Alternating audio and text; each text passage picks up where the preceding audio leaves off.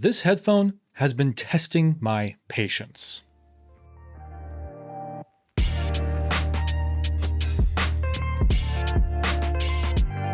Headphone highlights. Hello, I'm Master Marslander, and today we're talking about the Sivga P2 Pro. It's an open back planar driver by Sivga.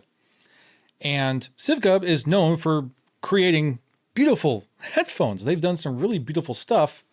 And Sivga is also kind of part of Sendy, or other way around, other way. You have Sendy Audio and then Sivga. Both brands kind of work in tandem with each other. Maybe they're sister companies. Now, this headphone might actually look pretty similar to you, especially if you've been on the channel for a while. And yeah, it does have some similarities with another headphone, and we're definitely going to be talking about that. But also, interesting differences as well. Full disclosure that Sivga did send this unit out to us for this review, so thank you very much, Sivga. But as always, all thoughts and opinions of the P2 Pro are going to be my own, and I definitely have a few things to say about it. The P2 Pro. What a pretty headphone. Ooh man, say whatever you will about Sivga or Sendy, but man, do they know how to make beautiful headphones. This is so pretty. And I mean, sure, it does share a lot of similarities to the design of something like the Sendy Iva, but the Sendy Iva is an extremely beautiful headphone. So I'm not complaining about that. These are super pretty and they're made incredibly well. Incredibly well. The P2 Pro are an open back planar headphone. The planar drivers are 97 by 76 millimeters, so they're pretty dang large.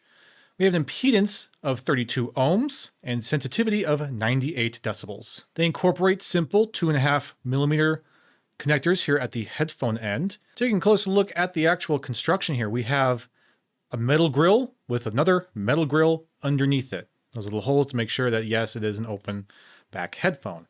This ring right here is, in fact, real wood. It is milled beautifully. It's down to this super satin soft texture feel to it. Oh, it feels so nice. And then the adjusting system here, the yoke system, also all metal, and it just has this beautiful finish, this beautiful satin finish to it.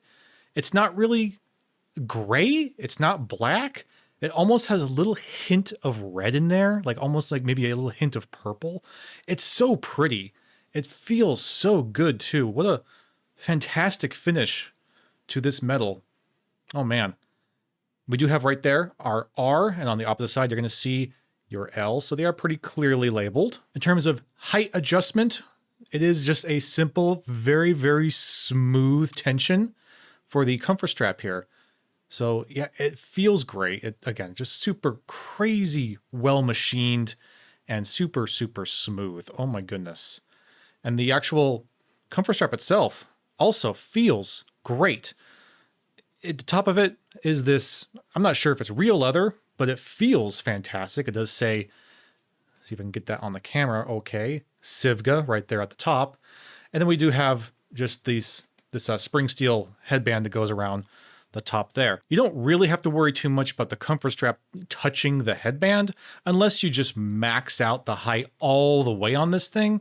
That's really the only time it's going to be touching the headband. And it does touch it even if you do kind of, stretch it all the way out. But you'd have to have an enormous head to do something like that.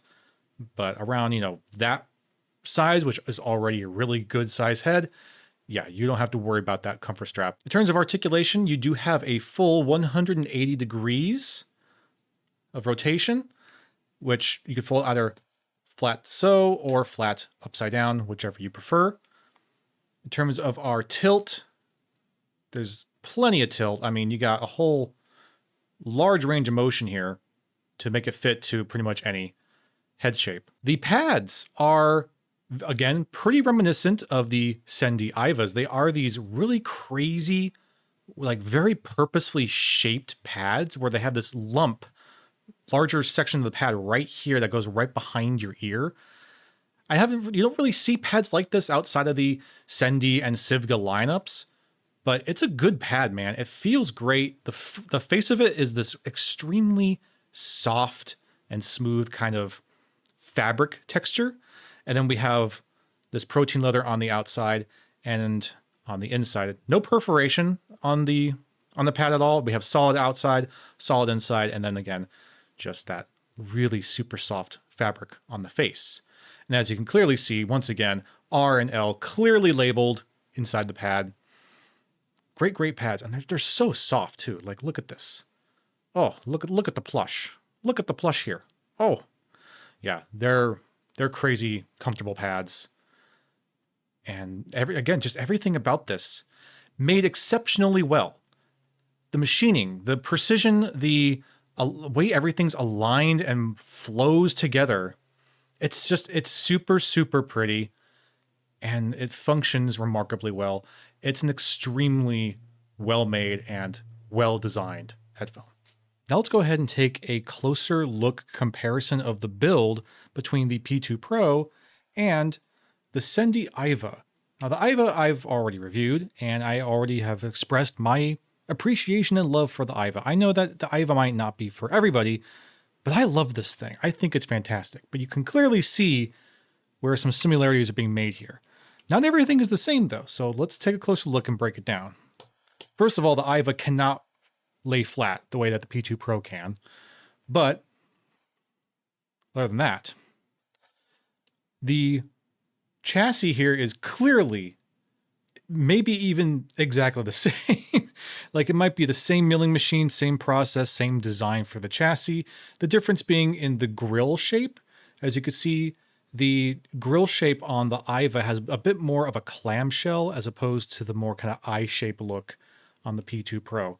But otherwise, they're extremely close. The mesh looks like it's probably the same mesh, and everything else is basically, man, almost identical.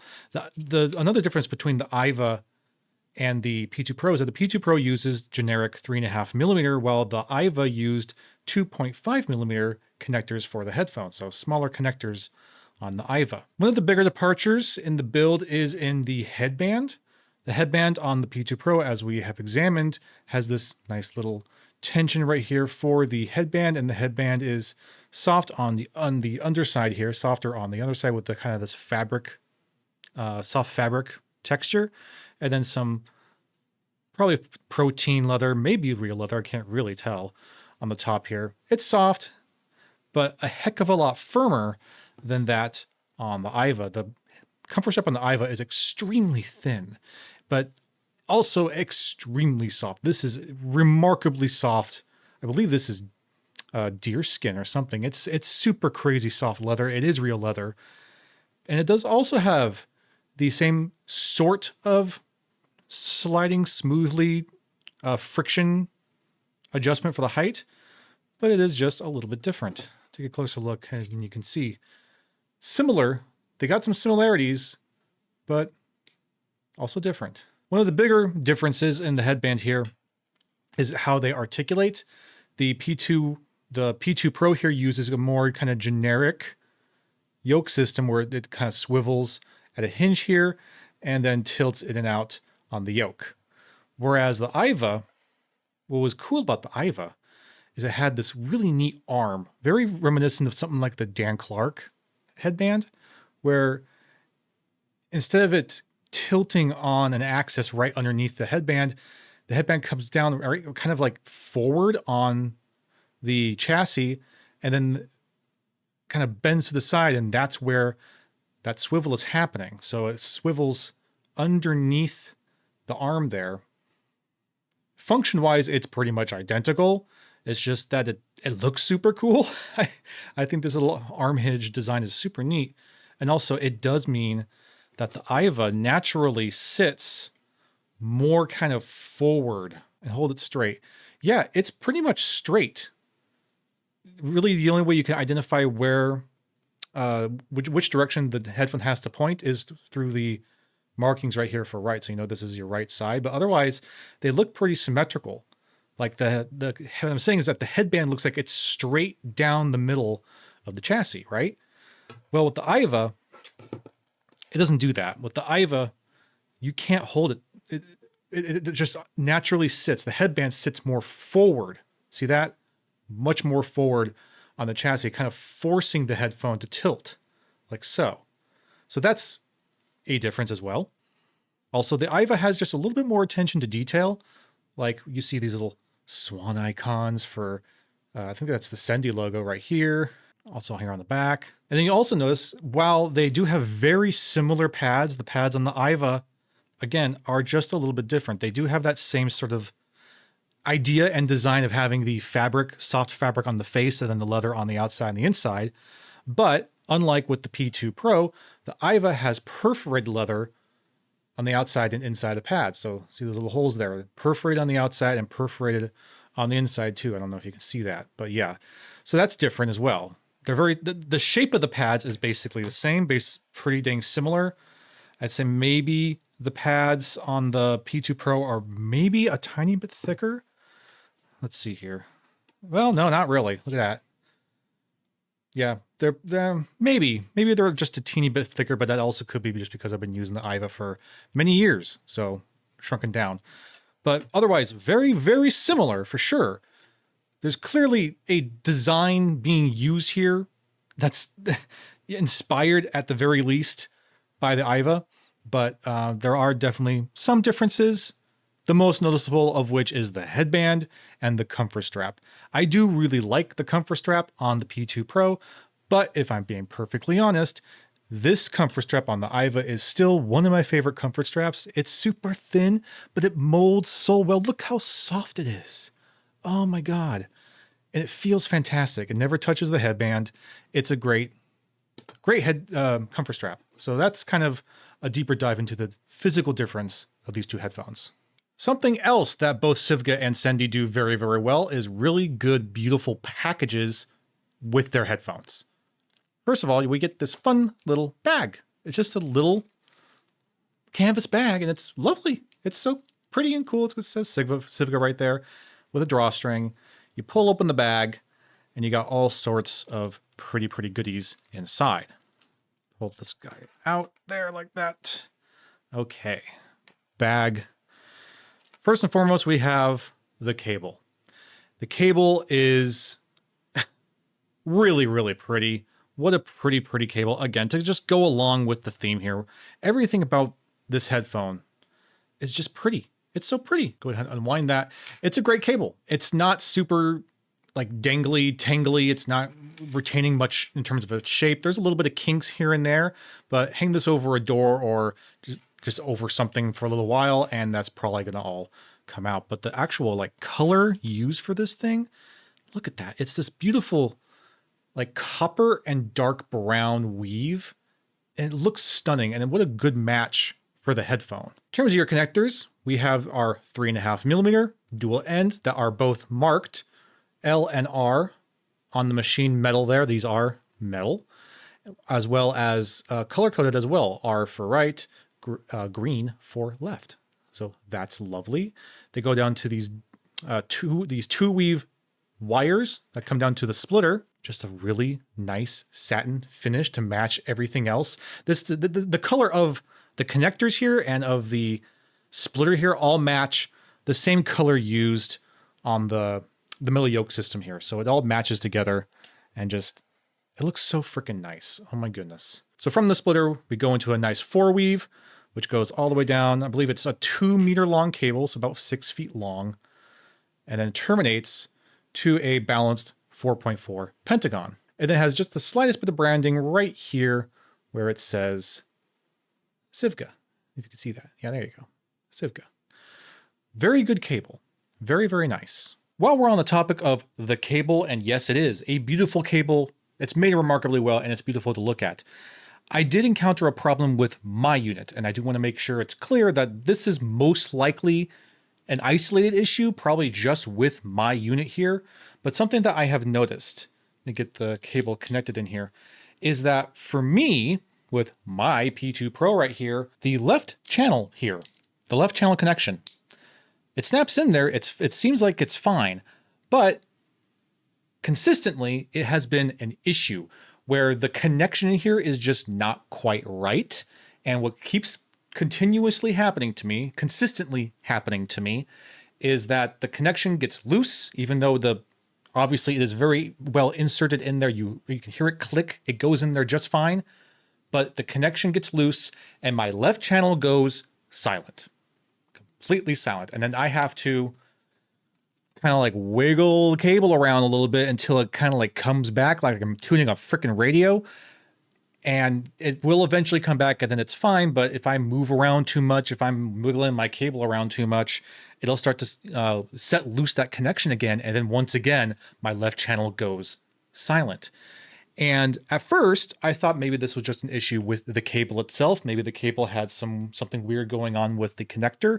But no, I tried this with other cables and it was the same problem, which tells me that there's a problem, at least again, with my unit. There's a problem with the connection in the actual headphone and the chassis here for that left channel. Something's loose, something is not quite right, and it's having a difficult time maintaining that connection. So that's a little bit of a bummer, but you know, if I really wanted to, I could probably open this thing up and get in there and figure it out. But I don't know if I really want to do that. Put that there. Some other goodies you get with it. I love that Sivga does this stuff because you also get included this amazing adapter. Look at this thing. It's beautiful, again, beautifully machined, and it is a 4.4 balanced to 3.5 millimeter. And again, everything matches. It's all the same parts, machine parts and everything, same color scheme. And then that way, with this adapter, you obviously can connect to 3.5 millimeter, but they also were kind enough to include for you a 1/4 inch adapter so that you can also connect 1/4 inch. Just like so. Boom. It looks a little silly to have this long adapter to do all of that, but you at least, you know what? You have the option, and that's what's important. You have the option to connect this thing to pretty much whatever you want. So I appreciate that. I'm going to push all this over here to make room for the other cool accessory. And that accessory is this stunning carry case. This is lovely. It does say Sivga right there. It's very, very subtle if you can see that on the camera or not. There you go. This is a lovely case. Yeah, it's got a butt on it, but you know what? That's fine. It's hard shell. It's a little bulky, a little big, but man, is it once again pretty. Look at this. Look at this combo here. Everything matches. It's so aesthetically pleasing. Ooh, I love it. But man, this case is really just genuinely super nice. Something that, I mean, I see stuff like this on maybe ZMFs. It's just such a super nice case. It has, you know, your little tassels here on the zipper and a little handle tassel here that is, you know, little metal clips and everything. It's just so, it's so flippin' nice. Open it up. And inside we have everything lovely. It's pitch black for you probably. You can't really tell, but it's a little bit of receding in here for the headphone and it fits in here beautifully. Again, because the height adjustment is determined by the actual comfort strap and not by the headband itself, it doesn't matter what setting you have your height at. The headphone's going to fit in here exactly the same way, no matter what. So it goes in there like that. Close the shell. Beautiful. Absolutely beautiful package. I'm losing my hat now. Comfort for the P2 Pro. Obviously, I'm wearing a hat, but no, I did not always wear a hat while reviewing this thing. So, this is pretty great. This is a pretty great place to be. Sivga really does an incredible job when it comes to making comfortable headphones. You think of the Sivga Robins, remarkably comfortable headphones, and those pads are still some of the most softest, luxurious pads. These pads are not as soft, but they are plenty soft. And the way that they are shaped really do fit remarkably well around my ears, at least.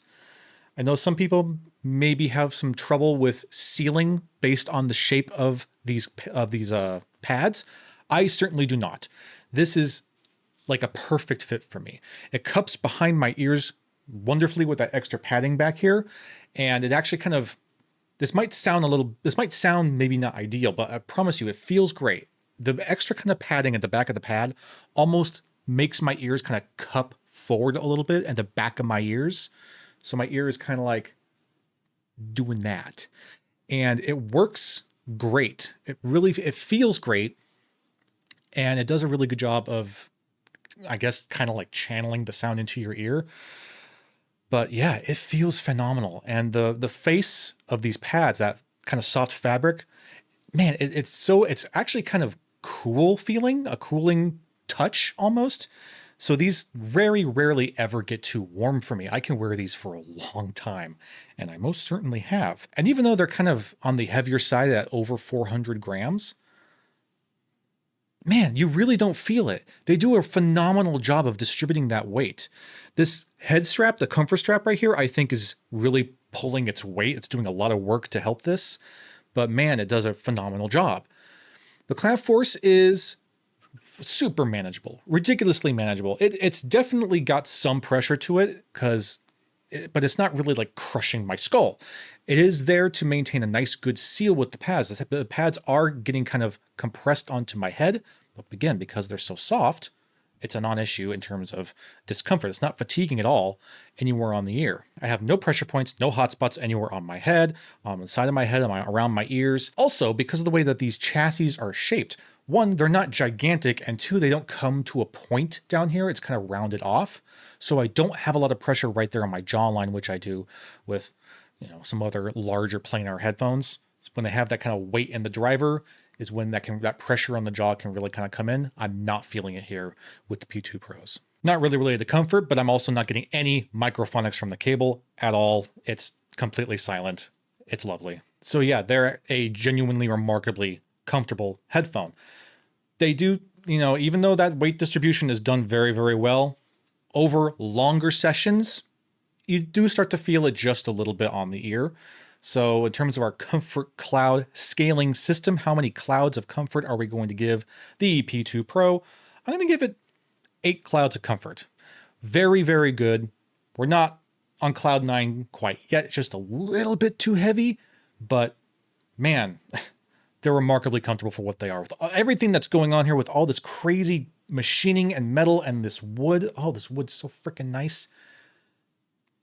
Everything that's going on with this headphone, it's remarkable that they don't weigh more. But yeah, 8 clouds of comfort. Good comfort. Sound for the P2 Pro. First, let's get the most obvious comparison out of the way. How does the P2 Pro compare to the Sendy Iva? We've explored how they're similar. We've explored how they're also a little bit different. But one thing I didn't mention in the build is that while these have the same size planar drivers, they're definitely not the same planar driver. There's a big difference in sound here. They're actually almost polar opposites of each other. The P2 Pro leans towards a much more kind of warmer and relaxed while also fairly neutral sounding sound signature. And the Iva here, in comparison, sounds a lot brighter, a lot maybe cleaner, and a bit more analytical. So you're getting more kind of top end and shimmer and sparkle out of the Iva than you do out of the P2 Pro, which in some cases, as we'll explore, maybe comes off as a bit more kind of detail and retrieval, maybe even a bit more brilliance. And then when it comes to kind of bass performance, the Iva here is actually a little bit light when it comes to your bass and your sub bass, especially compared to the P2 Pro here. P2 Pro, as we're going to explore a little bit further, offers a lot more punch and kick and slam in that low end, while the Iva keeps things a bit more kind of controlled and clinical. Ivas are just a bit more leaning on that clinical side. The Ivas are also just sort of across the board, lighter and more airy than the P2 Pros. Okay, now let's talk a little bit deeper about the sound performance of these things and why that sound performance has been kind of a hassle for me and has been testing my patience, because what you're seeing right now is my second attempt at this review. I have already made a review of this headphone, but I had to trash it because the very next day after I completed this review and I was ready to upload it to YouTube and get the publishing scheduled, I played around with it a little bit more, and for reasons I can't begin to fathom, I don't know if cosmic rays just bombarded my house and made everything sound different, but it sounded different, and I needed to spend time figuring out why. So here we are, after a whole bunch of extra research and a whole bunch of extra testing. Now we could talk a bit more about what's going on here. So the P2 Pro, first and foremost, is fairly amp dependent. Connecting it to different amps, you're going to get different results. And not just the type of amp you're using, but also volume. The volume that you get, that you actually set your P2 Pro to, also can have a pretty dramatic impact on how it sounds. I tend to listen to headphones in more of kind of like a medium volume because I want to preserve my ears. And these sounded very different at that kind of medium volume that I like to stay safe in than they did when I kind of just upped that volume a little bit more to make them not crazy loud and in a painful sort of way, but definitely louder. So giving them some extra oomph helps them quite a lot and really made the difference. So what kind of amplification should you use? Well, they're not great on tubes. I think that's probably pretty obvious. Tubes and planars don't usually mix too well. But when it comes to really hyper clean and clinical solid states, I think that's where these really, really shine. Because surprisingly enough, my favorite setup down here in my test bench for the P2 Pro was the Topping A90D. Crazy, insanely clean, clinical, borderline boring kind of amplifier. That made these sound the best out of everything I have back there, including the Ferrum. Well, initially in that first review, I did that first review primarily with the Ferrum stack back there, and the Ferrum stack didn't pair well with this. This and the Ferrum stack resulted in what I would call over bloating, over booming, over just molasses. And it didn't allow the headphone, for whatever reason, it just didn't pair well with the headphone. It really didn't. And that's why we're doing this all over again, because after I tried it on the A90D, dug a bit deeper into it, tried it on everything else, yeah, things are kind of coming a bit more to light. But yes, amp dependent for sure. If you get these, you try them on one amp that you have and you don't like them, I highly suggest before you give up on them, throw them onto something else, see if the sound changes. You might be pretty surprised and pretty pleased. Okay, so in general, when we're taking several different sources into account, what's kind of our sum of all things, these are a very punchy, warm, relaxed, while also leaning towards neutral headphone. They have a really lovely amount of low end. Sub-bass performance is actually pretty great. They have a good amount of extension, not super duper far reaching, not going down into a chasm, but it definitely can hit some sub-bass, and that sub-bass that it does hit is very punchy, deep, and satisfying. Your mid-bass is leaning a little bit on the warmer end, but also maintains a good amount of clarity and resolution. But the mid-bass in particular is very dependent on your source, on your amp source, because that's where I was encountering some of my bigger problems with the headphone on something like the Ferrum stack or some other amplifiers, is that mid-bass would sometimes become too much. It'd be too warm and kind of bloated and almost like this gooey kind of bass that would start to veil the mid-range. But again, I throw that onto the A90, that doesn't seem to be a problem anymore. I don't know why. But yeah, the mid-bass can, if you have the right source, be pretty nicely transparent, allowing that mid-range to peek through while being also just punchy, bombastic, really warm and satisfying and a little bit relaxed, but also allowing nuance and information to kind of flow through it. The mid-range is a little bit of a mixed bag. Certain areas of the mid-range almost feel like they're being a little bit pushed to the side or pushed a little bit down or a little bit further away from you. But stuff like vocals in particular, vocals are very forward. They come right out and kind of slap you in the face. And they're actually really, really nice. Sometimes male vocals, again, depending on your amplification, can lean a little bit too warm. But for the most part, very, very pleasant sounding, very pleasing. Maybe not the most accurate timbre, but definitely enjoyable, super fun, and man, some male vocals just, oh, they sound so velvety, and you really feel this ripple with like really lower bass male vocals. You feel the ripple as they do their male voicing thing. Going into your high mids I do think get a little bit lost. They just kind of blend right into the treble range, and they don't feel very particularly isolated in their own section of the frequency. I don't feel like I'm really identifying the high mids particularly well.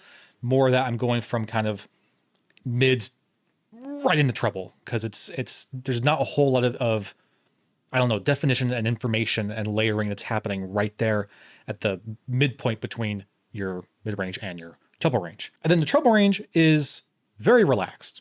It's actually maybe even a little bit rolled off. Certain higher, brilliant kind of notes I don't really pick up too well with the P2 Pros, but overall, it's very, very chilled kind of treble range. It offers, I would say, good enough information, good enough kind of response. And the speed of the planar in particular does a really, really great job with stuff that has a real kind of snap to it, especially in that higher end. So, you know, snare drums or just kind of like tip, tip taps sound great. And they really do just kind of rattle around at the side of your head. So it can offer you all this sense of resolution, this sense of kind of refinement and almost like a sparkle. But I do think that the treble is a bit rolled off. I do think that it is just not quite letting it go bright enough.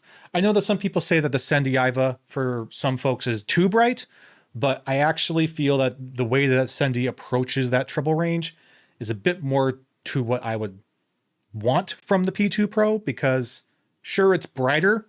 It's definitely brighter, but I don't think that the Sendy is at all fatiguing. And I think that the Sendy is able to kind of give it just a little bit more shimmer and sparkle and this almost glittering effect that you don't get with the P2 Pro. P2 Pro is just a bit more relaxed. Going into technicalities, sound staging is fantastic. Great, great sound staging.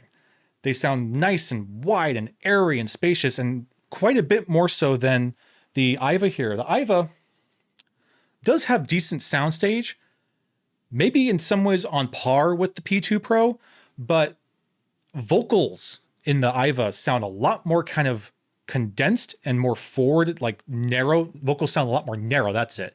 More narrow in the Iva than they do in the P2 Pro. P2 Pro lets those vocals kind of flare out a bit more and surround you. Just a really lovely sort of sensation. Imaging on the P2 Pro is, again, a little bit of a mixed bag. Sometimes I feel like the imaging is pretty dang precise and I can really feel this sensation of, you know, instrument separation all around me, 360 degrees everywhere. While other times it feels very, very narrow. It feels like it's just kind of straight in front of me with these boxes that are channeling it directly at me this way. I'm not sure what's happening there. Again, it might be the amplification issue.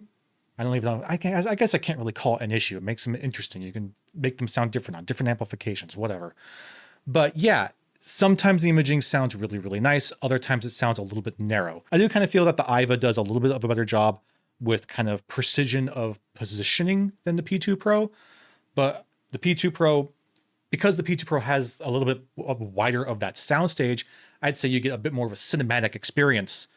This kind of all-encompassing sound, THX, with the P2 Pro than you otherwise would get with the Sendy. Now, these planar drivers are definitely speedy and snappy and crazy fun. So you do have a very nice dynamic sort of presentation. Because of how more leaning towards a warmer end than a bright end you get out of the P2 Pro, it's not really a huge dynamic shift between lower frequencies and higher frequencies, but the low end up until kind of like the higher mids and entering right into that treble, in there's a nice shift, a nice kind of dynamic difference. It's just that treble being a little bit rolled off means that you're just not getting exactly the most contrast in your sound than you otherwise could. But I would say overall the dynamics are definitely fun enough for what we have. This is an extremely well-built headphone. I mean, how can it not be? It's basically the same build as the Iva, which is a fantastically well-built headphone. I do think that the lighter wood is a bit prettier. I like the kind of contrast with the different colors. It is a beautiful headphone, beautiful, and it's super crazy comfortable. It's super well made, and the sound can be really, really pleasant. It could be an extremely pleasant sounding headphone, assuming you have the right amplification for it. I will say that I don't think that the P2 Pro is necessarily a headphone that you would want to do really like hypercritical clinical listening of music with. I don't think you should really be doing that with the Iva either, but I do think that the Iva, because it has a better kind of treble response, can deal with that a little bit better than the P2 Pro can. But where the P2 Pro definitely shines is just being a freaking fun ass headphone. Especially media consumption, watching movies, playing games, crazy, crazy fun. Casual games. But yeah, it could be just an incredibly cinematic experience. Crazy, crazy fun. Just a really pleasing headphone and a sound signature that even if you don't have the, ideal amplification for, even if you do have one of these amp sources that makes it sound a bit more of the muddy side, a bit more the bloated side that I was kind of initially thinking this headphone had, I think it's still good enough that most people are going to be able to enjoy. It's a sound signature that I think everyone's going to have a pretty good time with. It's responsive, it's impactful, it's rich, it's velvety. It's a very nice, it sounds like it looks. Okay? It sounds like it looks. It looks lovely, it looks rich and creamy and caramely, and that's kind of how it sounds. It's very, very nice. Now, all that in mind, we have something new we're going to be doing here on the channel. Something that we're going to be doing moving forward for every single headphone that we review on this channel. And that is to ask the question, does the P2 Pro belong on the headphone wall? Now, the headphone wall is at capacity. Okay, you can't just add stuff to the headphone wall. For something to earn its right to be on the headphone wall means that something that's already there has to come off the wall, has to be dethroned, if you will. So it's not ever going to be an easy decision. A headphone can earn its right to be on the headphone wall one of three ways. The first way that a headphone can earn its right onto the headphone wall is by outperforming, outclassing its competitors within its category and its price range. The second way that a headphone can earn its right to be on the headphone wall is by just being really unique. If it does something I've never seen before or that I'm just really impressed by, I think is super cool, then that can make it earn its right onto the headphone wall. And then the third thing that can make a headphone earn its right to be on the headphone wall is to just have that je ne sais quoi that really speaks to me. It just has to do something that I just love about it, that I think is amazing, and then it might earn its way onto the wall. So 3 ways a headphone can earn its way onto the wall, but again, not an easy decision because not only does it have to fit the bill, meet the category, meet the standards to be on the wall, but it also has to beat what is already there. So, does the P2 Pro earn its right to be on the headphone wall? Not quite. Not quite. It's definitely a very, very lovely headphone and it's built amazingly well, but the headphone wall has the Sendy IVA already on it. And while the P2 Pro in some ways can kind of get the edge on the Sendy, I do feel that the Sendy, and for the most part, is able to do a lot of what the P2 can do, but a little bit better. I do think that the build quality of the Sendy is a little bit better. And it's just a little bit of a prettier headphone, a bit more attention to detail in its build. So unfortunately, you don't quite earn the right to be on the headphone wall. If the Sendy wasn't here, if I didn't have the Sendy already up there, it probably would definitely jump on the wall. But it just isn't, it doesn't do quite enough different or well enough to dethrone the Sendy. So good job, Sivga. Good job with the P2 Pro. It is a fantastic headphone.